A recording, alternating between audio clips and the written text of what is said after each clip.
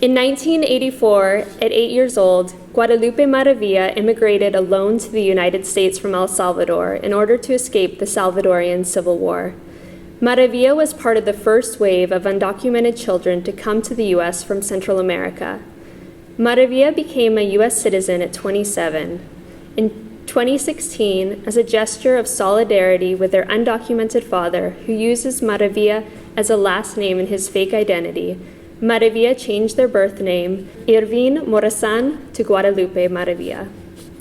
Guadalupe Maravilla creates fictionalized performances, videos, sculptures, and drawings that incorporate their pre-colonial Central American ancestry, personal mythology, and autobiography. Through a multidisciplinary studio practice, Maravilla traces the history of their own displacement, interrogates the parallels between pre-Columbian culture and our border politics.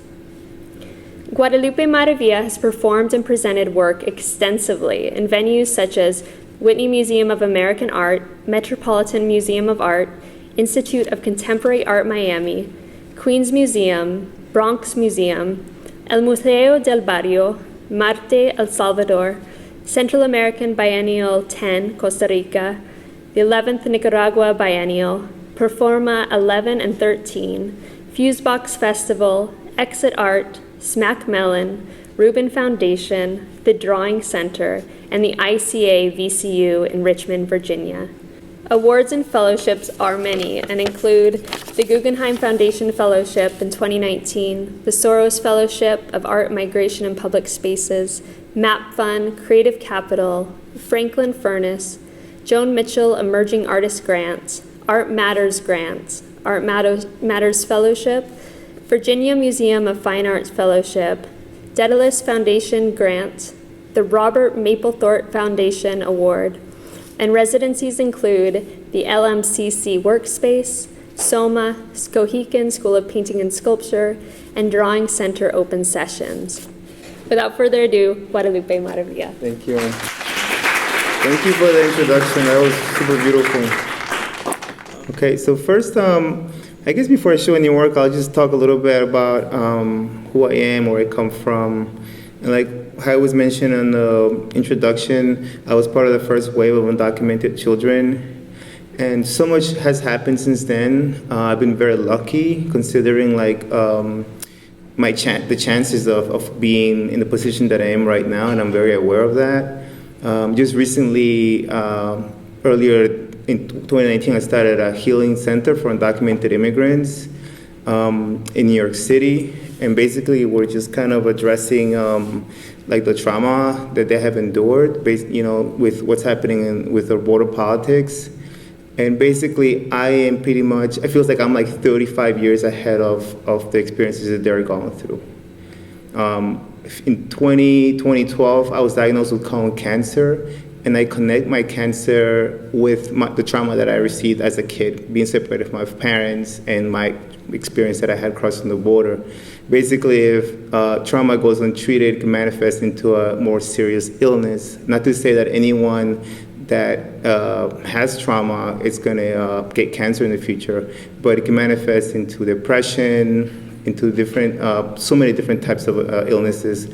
And so basically, I'm pretty much teaching them how to heal themselves. I'm not healing anyone with my healing center. So we do a lot of sound therapy. I bring in herbalists, nutritionists. I bring people that are doing from the Amazon, all this traditional healing. I myself, when I was dealing with cancer, I did traditional medicine. I did chemotherapy, radiation, 2 surgeries. But on top of that, I work with healers and shamans, curanderos from China, from Korea, from Israel, from Native American, from El Salvador, from Mexico, from Bolivia, Chile, Ecuador, in the Amazon, and Brazil, like everything, from Cuba, right? So I learned all these ancient ways of healing, and for me, that was the biggest gift. Like getting cancer was the biggest gift because I learned how to heal it and how to overcome it, and now I'm making work about it. And I'll get into that like in a little bit. But first, I'll just start off by showing this image. This is like a photograph taken at the Mexico border, U.S. border, Rio Dosa, Texas, in 2011. And this was basically, I got invited to do a performance on Rio Dosa, Texas. And it was supposed to be like at an old adobe church. And in this adobe church, they were gonna have art displayed. And they invited me to do a performance. And I looked at the map and I was like, wow, the border's right there. And this is when I've always been working and thinking and making work about the border and basically everything that's been happening. But in 2011, I think I was still in grad school. Yeah, I was still in grad school when this happened. I was just like learning to talk about it, being more open about it. So I decided to actually make a reflective headdress as opposed to concealing myself. I made the loudest headdress I can possibly put a reflector on it. And the idea was to cross the Rio Grande, swim across the Rio Grande, and wait till the sun was gonna set and the light was gonna hit the reflector and I was gonna shine light into the river and place some candles there for all the people that had lost their lives during their journey, right? And that was the plan. I got on MARTE radio, which was several hours from the border, and I talked about my project, and little did I know that Border Patrol was going to be listening. So this like 4 or 5 hour drive turned into like 28-hour drive because I got pulled over 20 times. And it was me and my friend, and she's African American, and at some point they threatened to deport her. You know, I'm just like so absurd. It was like I had my passport, I'm a U.S. citizen now. You know, it's not like I was just gonna cross the river and do this ceremony. And they were just really intimidating us. And I just, a couple of times I thought about going back, but then we just kind of like, she was like really supportive and we went further and further and further. Once we got to our site, there were actually like 6 Border Patrol officers, and there was like 2 helicopters swirling around like with, like we're about to perform and everyone's kind of like confused and the tension is really high. And then there was this, like what looked like a very rich Texan that because he had a big hat and like he was properly dressed with his blazer, right, and nice boots. And Border Patrol started talking to him, and I was like right next to him, and they asked him, what are you doing here? And he said, I'm here to see the performance. Like, I'm a big supporter of, and apparently he was like a big oil person. And he supports the arts, and his wife, right? They were there to support like me and all the work that was there. And the minute he said that, I literally saw the helicopters just disappear. And they got in the Border Patrol cars and they left, and I was able to like perform and just cross the river and do my ritual with the sun and everything. So best case scenario, but I was still determined to, like, if I get arrested or shot or whatever was gonna happen, like that was gonna be part of the performance. So everyone that was recording at the time was like, just whatever happened, just keep recording, that's the piece. Luckily, I didn't go to that extreme, and it kind of went all smooth, and I was able to pull off the performance how I wanted. Now I'm going to play a short video.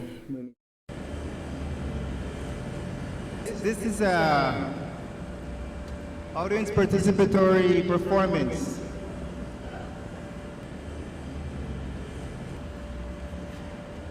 So if you're frustrated with our political climate, I want to hear some yelling.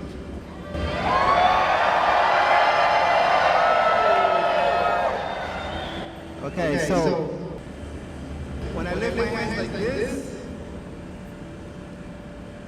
that's the cue.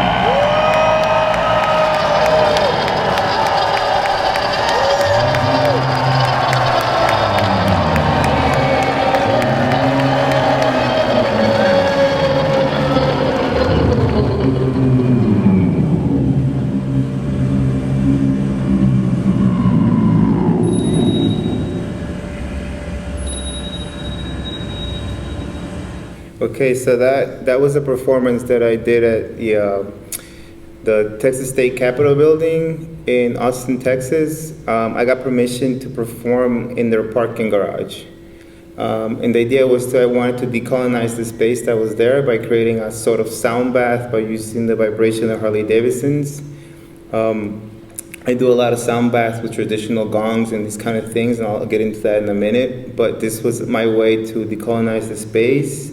Our bodies are over 70% water, and we tend to hold a lot of the toxins and stresses and traumas within the water of our bodies. And my idea is to release the toxins. In this case, it was like the political phobias that we're carrying because it had just Trump had just been elected like 3 months prior to that. So the idea was to create a sound bath to release the political toxins that we were carrying, because everyone that I knew was kind of like stunned when it happened. And what better way to use the intensity of the motorcycles? And especially this group of motorcyclists, this is actually a motorcycle gang from Austin, Texas, and they're a feminist motorcycle gang, and they're all women, and I guess ages from 45 to 68 years old. And they've been this motorcycle gang for decades already, and they're friends of mine. And what better way to kind of for them to kind of perform the actual sound bath? In addition, I had quinceañeras. I had the sign language interpreters had just lost their disability coverage from the government. They just had been cut off. So they were also there, and basically all the other performers were immigrants that were kind of, I mean, at this point everyone's affected by the political climate. But yeah, so that was like the team that I put together for that performance. And that was through the Fusebach Festival, which is like, I'm very grateful for that because it was really hard to get permission to use that parking garage. I'm gonna move on. So this is a headdress that I made. This is a shrine of, it's a headdress to the undocumented children. Yeah, so these are all headdresses that are wearable, and I can perform with them. They're also shrines to me. And also, like, I guess so, like, middle of 2019, I started making a series of disease throwers. I call them disease throwers because they all have these gongs on top of them. And they are also headdresses. They can be worn. They can be played as healing instruments. And they're also shrines. And what I'm doing with this, I guess all my sculptures are going in this direction now. They all have anatomical body parts on top of them to represent someone like a body part from someone that I know that had gotten cancer. So they all have different ones. This one has the breast, and it's like breast cancer. This one is the colon where I had cancer. This one's the vertebrae where another family member had cancer. And this is at the ICA. My solo show at the ICA in Miami. And I'll talk about the drawings like as we go forward. The drawings on the wall. And these are some embroideries that, based on my drawings that I get made. This disease thrower has the lungs. I know a family member had a cancer in the lungs. This one has a frog on it, and this is the Kamba frog. This anatomical model of the frog. And basically, when I was doing radiation, after radiation and chemotherapy, I had all this in my body. And one thing's overcoming cancer. The other thing is how do you deal with how Western medicine poisons your body? How do you get rid of those toxins? So I went to Chile and I used the ancient frog medicine, and which basically over 2,000 years, shamans in the Amazon have been using the poison from this tree frog. Basically, they grab the frog and they extend its limbs. They don't hurt it. And when the frog gets nervous, it releases its venom from its back. And they remove the venom, and they just kind of put it in a stick, like in a little stick. Once it dries, they can transport it anywhere. Basically, then they burn your skin and they apply the poison into your skin, and this apparently resets the body. It's really not a fun thing to do. It's like chemotherapy compressed to 45 minutes. basically you get sick. You get so sick that you're on the floor, you can't even stand up, you're puking, you get a fever, you're freezing at the same time. It's really not a fun thing to do, but I actually realized that by doing this, I was going to get rid of the toxins that I had to chemotherapy in my body, and that's how I was releasing a lot of the radiation and the chemotherapy that was trapped in my body. And I, in the Amazon, like if you're a healthy person, they put like 1 dot and you vomit, you react immediately. It took me like 15 dots the first time to even get a reaction. The shaman's like, wow, you have so much toxins. So how they determine if you're doing better or not, it's like your second time you go, I was like going down to 11, then 8, and then 7, then 6, and then all of a sudden I went down to 1. And they said, okay, we remove most of the toxins that are in your body. That's how they determined. So this headdress is the kambo.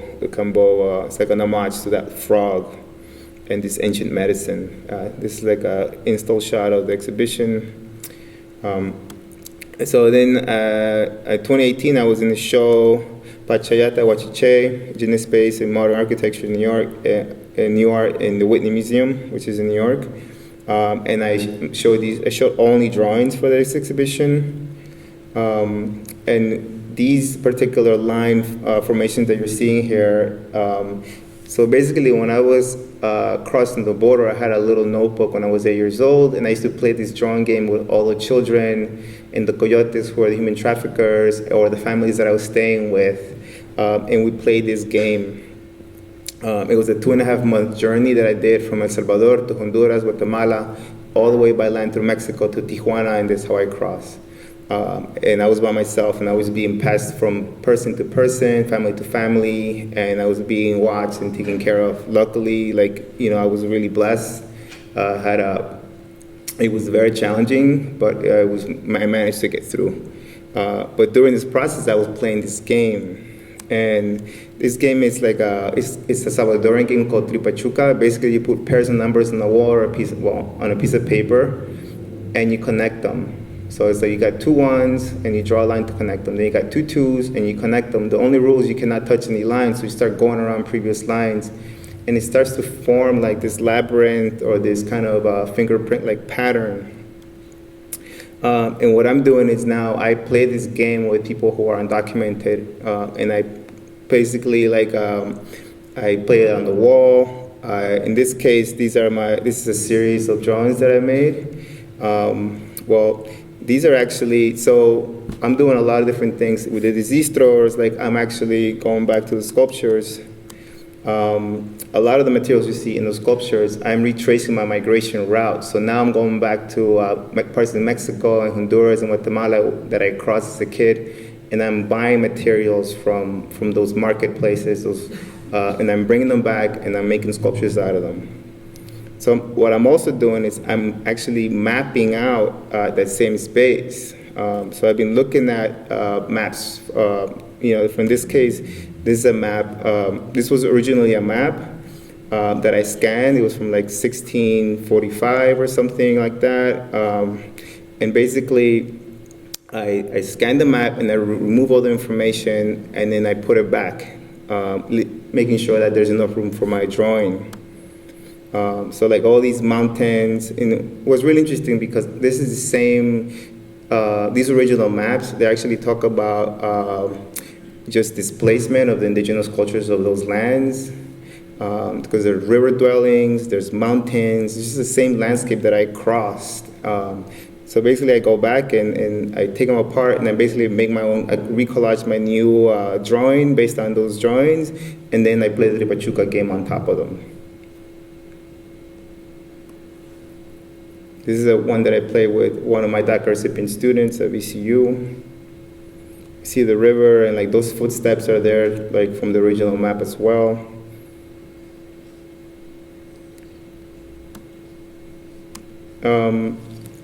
This is a performance series. This is like a part 1 of 3 performances that I've been working on since 2018. OG, the Undocumented Children. I performed this at the Whitney Museum in 2018. And I'm actually going to perform part 3 on March 14th, a month and a half almost from now at the Knockdown Center in New York. In the first part, I pretty much talk about how I crossed the border at 8 years old, and I really pretty much built a whole, what I call a new mythology around that, and I just created a whole thing with 30 performers. I flew in a band from Mexico City, and they helped, we co-wrote the musical score for it. I had singers. I developed all these characters based on my autobiography. The second part was the Queens Museum, and I'll show images of that. And then the third one is Disease Thrower, which I'm currently working on, and that one's specifically about cancer. So for this one, I'll start talking about one of the characters, La Momia. And La Momia was influenced by this wrestler that I grew up watching when I was little in El Salvador. And I'll just show a little clip of this first.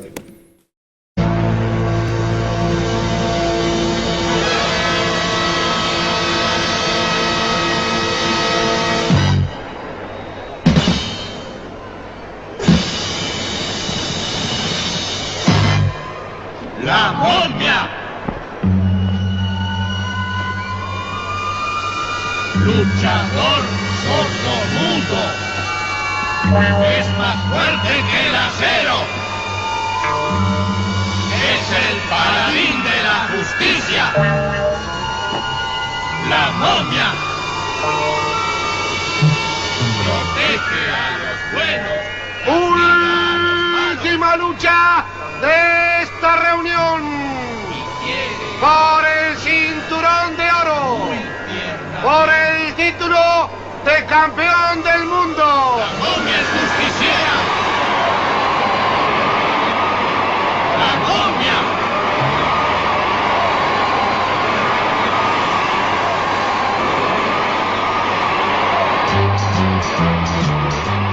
Se enfrenta con el armenio, el actual campeón del mundo, Martín Caralagia.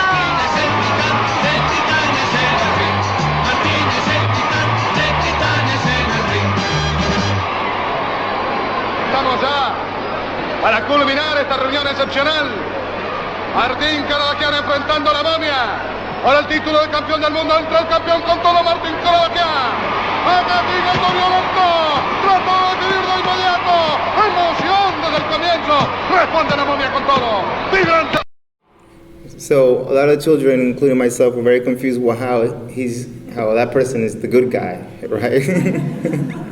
So I basically created a protagonist based on that character, and I created a female version. I said La Momia is like the mummy, but it's also the mother. And what's really beautiful about the original video are the lyrics of the song, because the mummy protects the children, and it just really goes into details, really beautiful. And here's my version of La Momia, and there's subtitles, so you'll see how translated subtitles, so you understand the lyrics of the original song.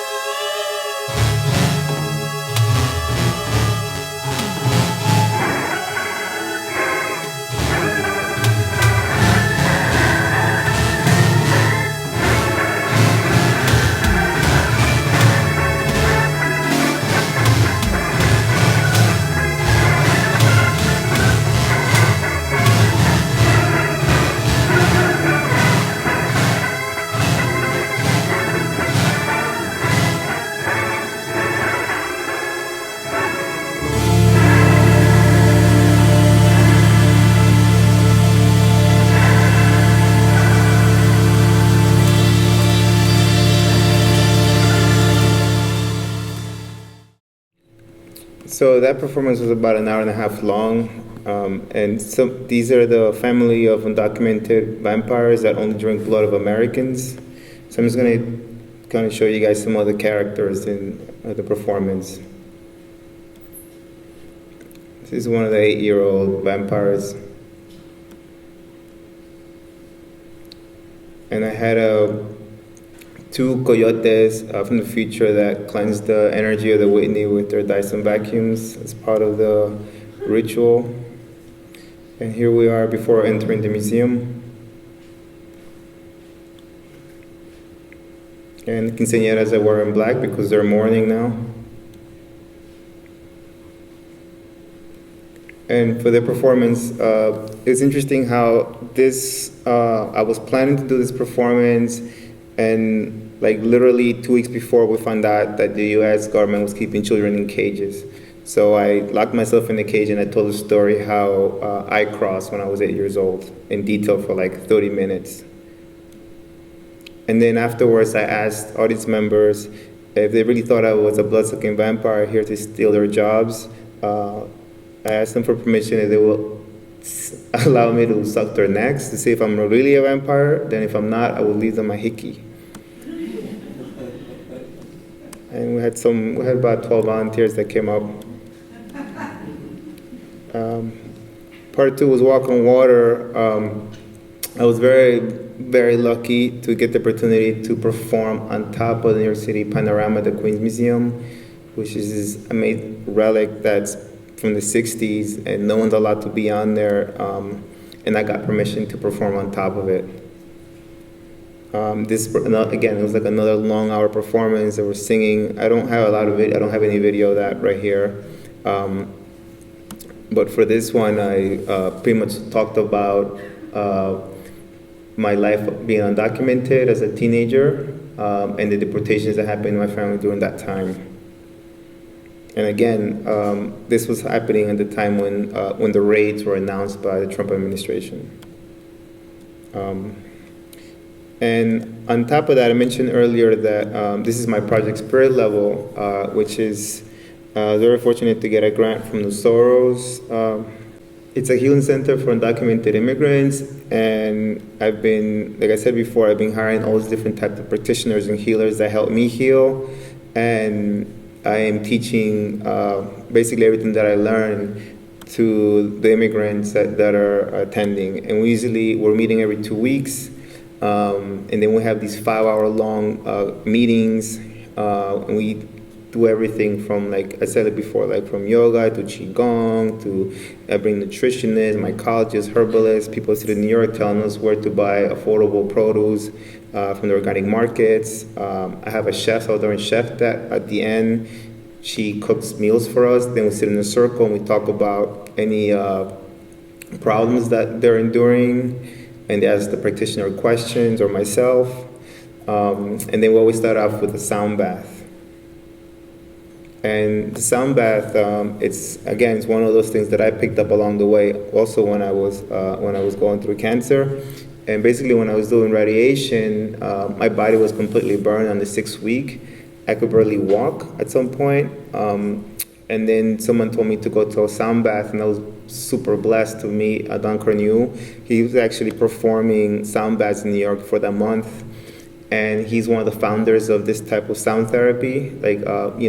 Gongs go back to China and Asia thousands of years, but these new gongs are like from the 60s and 70s, and they're made in Germany, in the US, and basically they're calibrated to different elements. Like they're calibrated to the water, they're calibrated to the wind.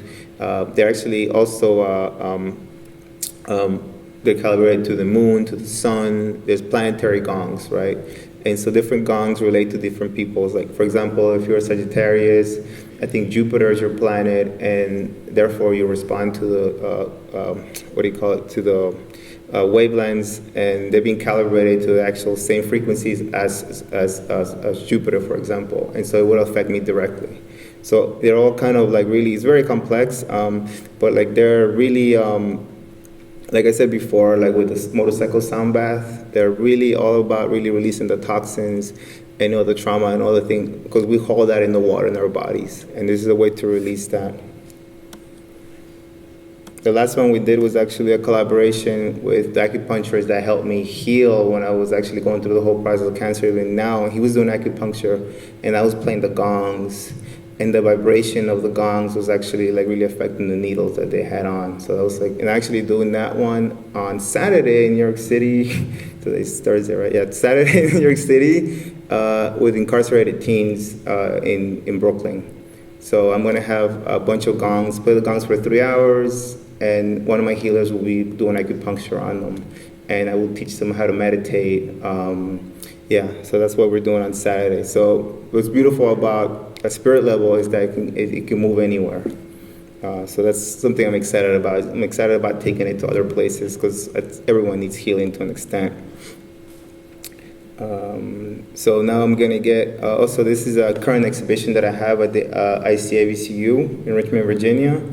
And these works were commissioned. It was like really exciting to work of this scale. Some of these are 12 feet, and the other ones are 16 feet tall, the ones that are on the platforms. And I was able to make a 42-foot feather serpent made out of my gay leaves. And there's the drawing again on the wall. And this one I played with a student who was a DACA recipient student. And then some of these are like the drawings that I make. They're engraved on the wall, and they're also part of the embroideries in the back. Again, a lot of these parts are collected in Mexico or in Honduras in different parts, and I bring them back and I make them part of the sculpture.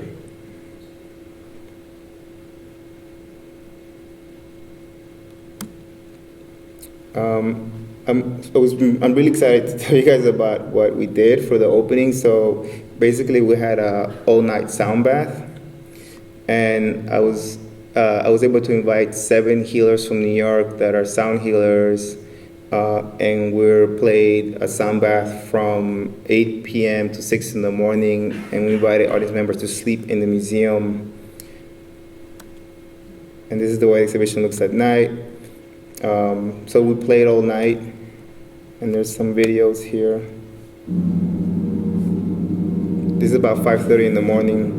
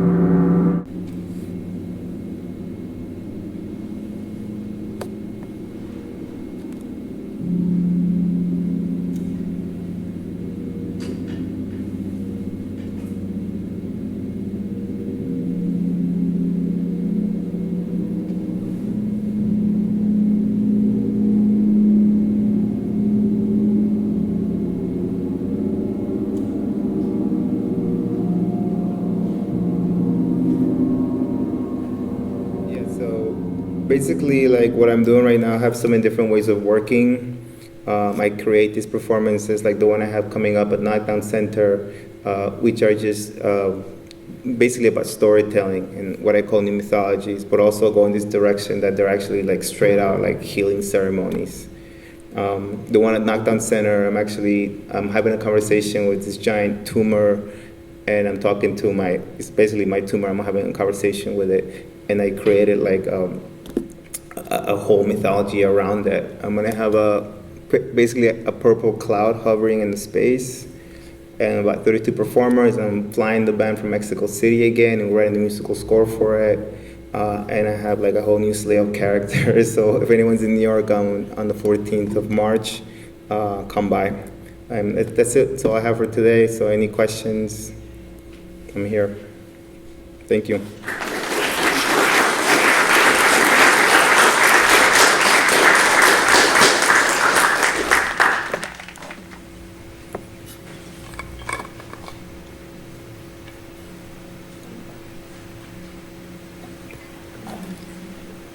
Yeah. One thing I was curious about the performances was the documentation. That also seems like kind of choreographed to the pieces, and like how much that was. Yeah. So So with these with the performances, I went through a phase that I was just. When I first started performing, I was like, I don't want anyone to record what I'm doing. I want this to be an ephemeral thing. And then I realized I wasn't getting any opportunities because no one saw my work. My BFA was in photography, so I know how to like handle cameras very well. So basically, I choreograph the cameras. I do everything from like the custom design to I guess just like choosing all the performers to choreographing to the sound, like the whole thing, including the cameras. And yeah, so even like basically the first video that I showed with the motorcycle gang. We had drones and I had 4 cameras and I had positioned everything. So the cameras are invited to come to the rehearsals so they know exactly where we're moving, so they know exactly where to stand to get the shots. So that's a big part of the work right now. Especially like with the one I'm doing in March, is that I got 3 grants to do this performance. So it's like I'm like I need funding and it just can't evaporate into thin air. So I need really strong documentation. Same thing for the Queens Museum. I have a really great footage, but I haven't had time to edit yet. I just need to get in there and edit that video. And the idea is to actually, from these 3 parts, I'm gonna have 3 short films of the performances.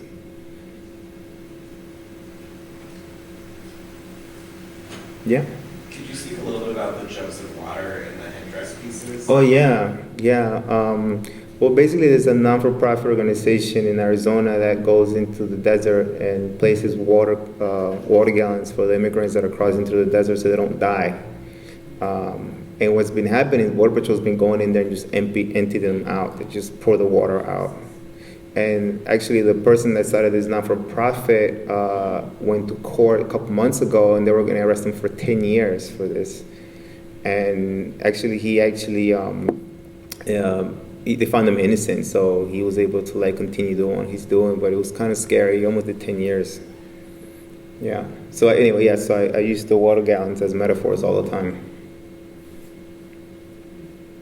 Yeah? I would like to hear about how your practice developed into such a multifaceted, like you just said about your BFA of photography. Yeah. I see you doing so much. Yeah. So I'm also a professor at VCU, and I teach the BFAs and MFAs, and that's what I tell my students too. It's just like what you're doing right now, it's gonna benefit you later. You may not see it right now, right? So it's like I was working on photography when I was in my early 20s, and I was trying to figure out what I was doing, but I was already, at the time. It was like 2003. I was terrified to talk about, I was still undocumented. So I was terrified to talk about where I came from, and it was in my work, and my teachers were like trying to get it out of me, and I was just like not ready to talk about it. But the more I got into performance, and I think performance really kind of what opened me up, because like I was, you have to be vulnerable to an extent when you perform. Obviously not all the time. But yeah, I was putting myself out there without being who I am, and I had this secret. And eventually, I started being more comfortable talking about it, and it led me to make objects that I'm going to be wearing, and then it kind of got more and more elaborate over time. But I could never see what I'm doing now when I was like in my early 20s, you know? But the thing is, like, I wanted to learn. I was always curious about all the different mediums. Like, I'm actually making paintings now too. It's a whole new project that I have going on. There's like these little tortilla paintings that I have going on. So I have like hundreds of them that I'm working on right now. But yeah, so painting all of a sudden. I was always used to say, oh yeah, I do everything but paint, but now I paint. So yeah, so it's like all, and also like the healing practice is a big part of it too. It's like I have a meditation practice that I do every day, and I've been doing this for the longest time. Since I go back to my 20s, I've been meditating, right? I was always interested in healing. It's like, how do I incorporate healing into the work? And for I guess like before I started doing before the disease throw, I was like, okay, I'm talking about the issues, but at some point I want to do something about it. So I was like, okay, I need to open up a healing center. I want to actually not just talk about healing, I want to heal people. So that's kind of like when it took like the next step last year, you know.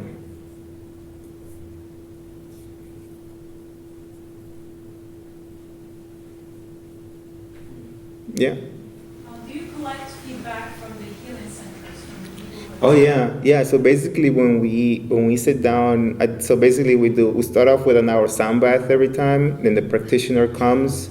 A different practitioner comes every time we do it, and they do their workshop for 2 hours. And then the Salvadoran chef comes and she cooks a meal. Then we sit in a circle, and we get feedback from their experience, or if they're struggling with anything specific. And then the questions addressed to me or to the practitioner that's there. For example, something as simple as like, I'm having problems sleeping because of the anxieties that I have, right?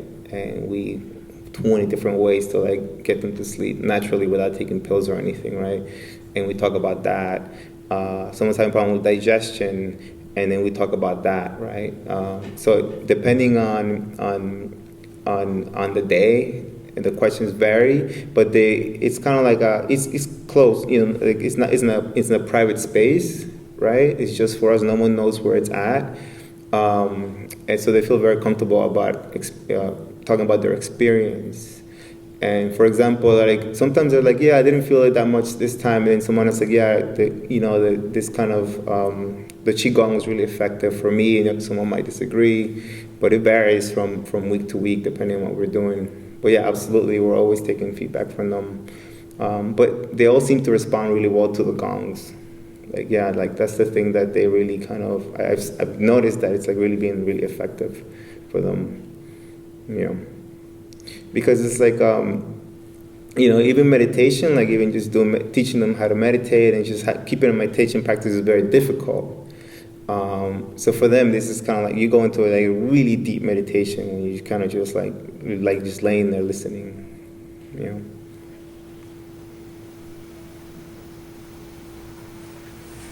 Yeah. It seems like with the performances, especially with like the first performance that you showed, there's something about bringing people from different communities and kind of like converting them all into one plate. I'm just kind of like curious as to what that choreography looks like, or like what communicating about what they are about to do looks like. Communicating to the participants? Oh yeah. Yeah, it's a good question because like right now I'm actually in the process of, again, doing this disease throw performance, and I'm creating all these new characters. I mean, literally on Instagram I put an ad. I was just like, I need someone to play the pixelated goat. And a bunch of people answered, you know, and then I kind of explained to them what the pixelated goat meant. And then someone was like, yeah, that's not what I thought it was. And so people were like, yeah, exactly, I'm for it, let's do it.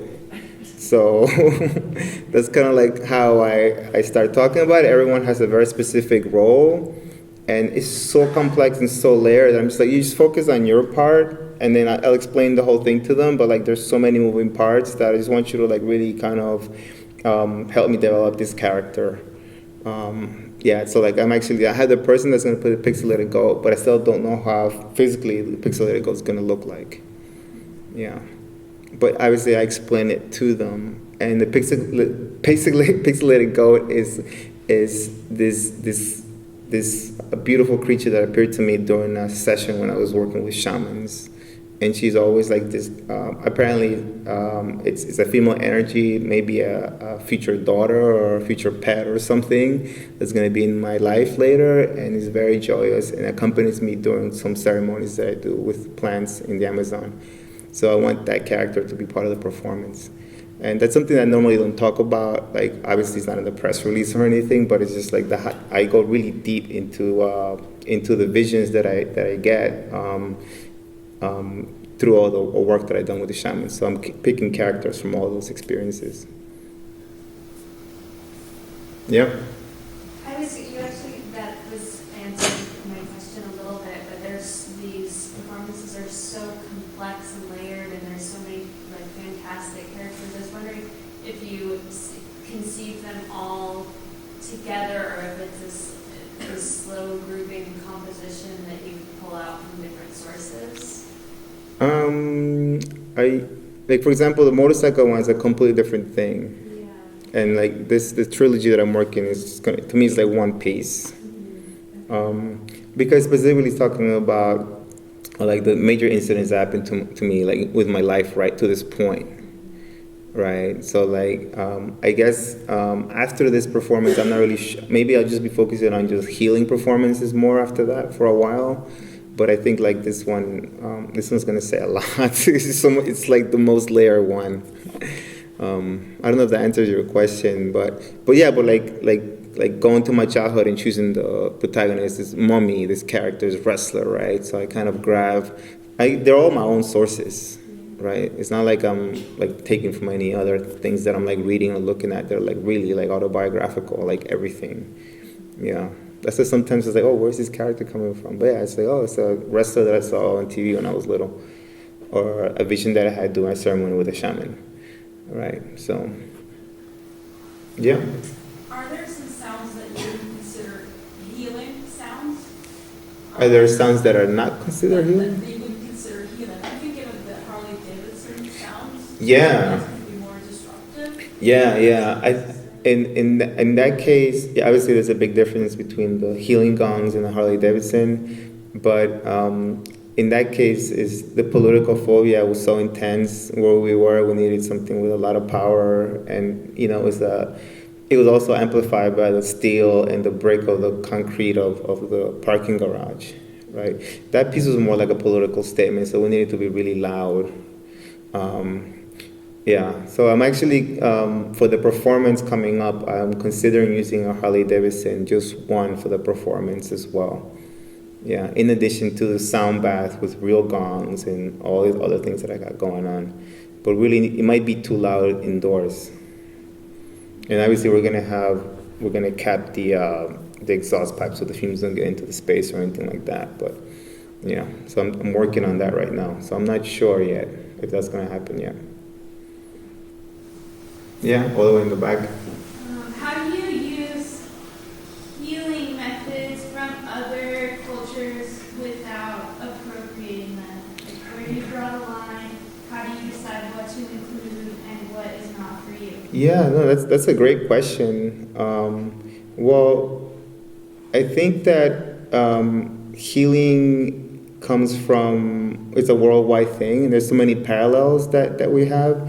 For example, like the conch, like I use a healing conch, and it's a seashell. They use it in the mountains. They use it in China, but they also use it in the Amazon, right? I'm not performing. There's certain things that I don't have the expertise to perform myself. I bring those healers into the space, and it's like really.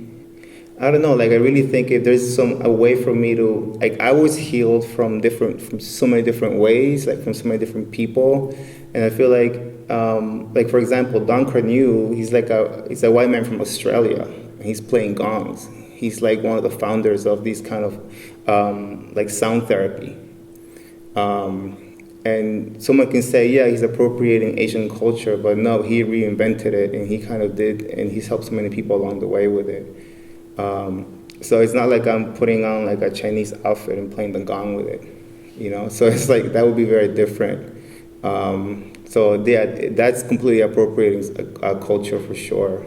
And I don't put any feathers in any of my sculptures out of respect. And also like, I'm Maya. I'm descendant of the Maya from El Salvador. We also had headdresses. We also had all different types of rituals. So yeah, the conversation about appropriation, I think, applies more to art than to healing, unless it's being disrespected by literally wearing their culture and their heritage, right? Like in these kind of things, their costuming, these kind of things. Yeah. And I guess I'm kind of wondering, like, how do you see your kind of like foot in these two disciplines, and like how do you differentiate? Yeah. When it's appropriate to sort of like focus on one or want to integrate them? Yeah, totally. So even like, so basically the sound bath that we did, I really focused on reaching out to healers of color. So I had a healer from China, from Japan, one from Brazil, 2 African Americans, and myself, and one from Colombia, and they're all sound healers. Because I feel like their voices aren't even being heard either, like even in the healing world, right? So I felt like that was like also really important, how I choose who's performing and which actions they're performing.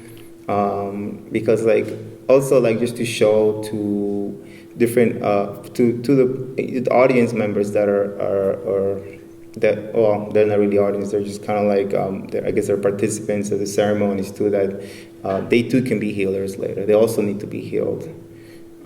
Especially like all these healing practices come from like a lot of indigenous cultures from all over the world. They themselves have been appropriated. Like look at the yoga world right now, right? So it's like really it's really kind of interesting what's happening. So like, I don't know, I just think that healing is for everyone.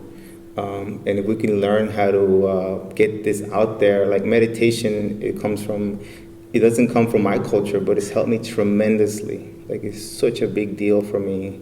It allows me to like really kind of balance myself.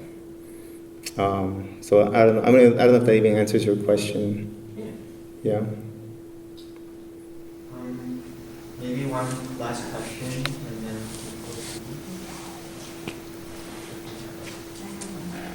Yeah. I'm curious about the relationship between the mythology's work and then the maps that you were showing, the wall drawings, particularly the ones where you're playing the game with young people and erasing a map and then sort of reading. To me, those intentions are related, like the recreation of mythology that is still somehow grounded in the original experience. I'm just wondering. Yeah, those maps are really interesting. I forgot to mention that those original maps were painted by Spanish priests copying the indigenous style of drawing. So they themselves appropriated it. So here I'm like reclaiming it almost. You know, so I'm reclaiming it as my own and subtracting a lot of the information and just kind of re-adding a lot of new information into it. And when you're playing the game, the Salvador game with young people on the surfaces, are you thinking about healing in that context, or is it separate? So it's evolving and changing like right now. Like for example, those murals are all before they were just done with undocumented immigrants. But I'm doing one at Santa Fe, New Mexico, and I'm playing with someone that's like a cancer survivor. Or I might actually be with someone that is actually still dealing with cancer. And so we're going to play the game together. Yeah. Yeah. Thank you guys for coming.